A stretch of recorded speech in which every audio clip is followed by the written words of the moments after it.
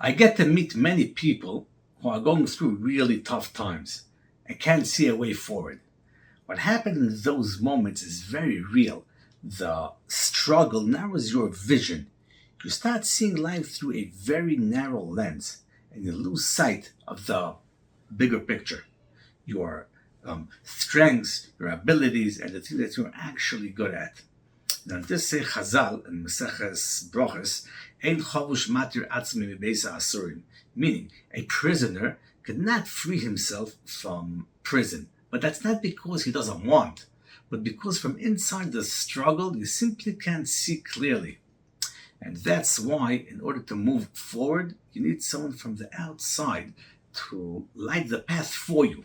Someone who isn't caught up in the same storm as you. Someone who could remind you of your strengths that you could not see right now. Lag Boimer wasn't so long ago, and the story of Lag Boimer and Rabbi Shimon Bar Yochai could really lift us up. Let's think about it in today's terms. Let's imagine a person gets a message, there is a death sentence on you. He has to run for his life.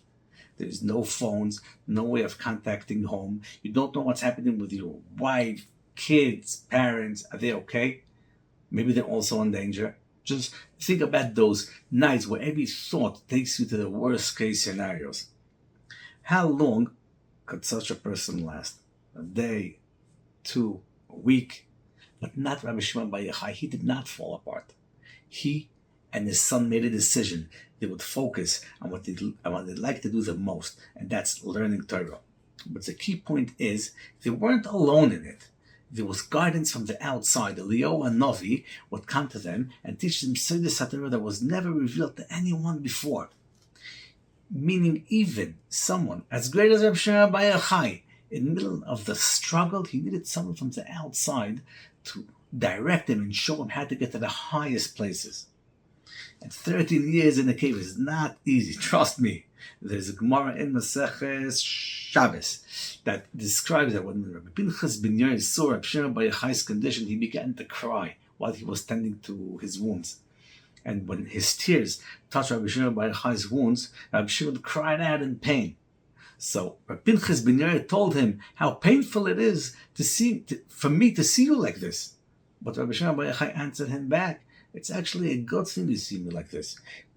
Because without this suffering, I wouldn't have reached the madregas I reached.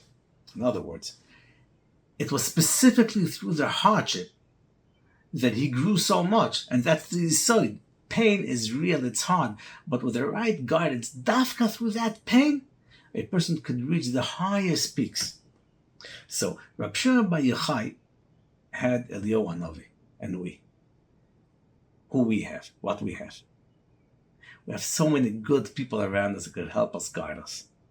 Not so long ago, we lost someone that was so precious, Rabbi Chaim Abadi Zatzal, the founder of the Minyan Shalanu in Lakewood. He devoted his heart and soul to helping the younger generation find their way and grow into successful and good individuals. And more than anything, he had this heart. He knew how to bring a spark into people's life. But do you think it wasn't hard for him? Of course it was, especially in the last few years when he was sick. I remember once I was in his house, and I saw in how much pain he was. He was suffering.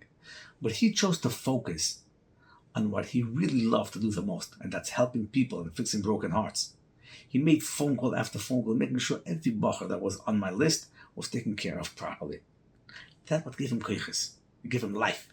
So, Rabbi Shimon Bar Yochai and Rabbi Abadi, just like them, we need to focus on our strengths. And just as important, to find someone who could actually guide us to that place.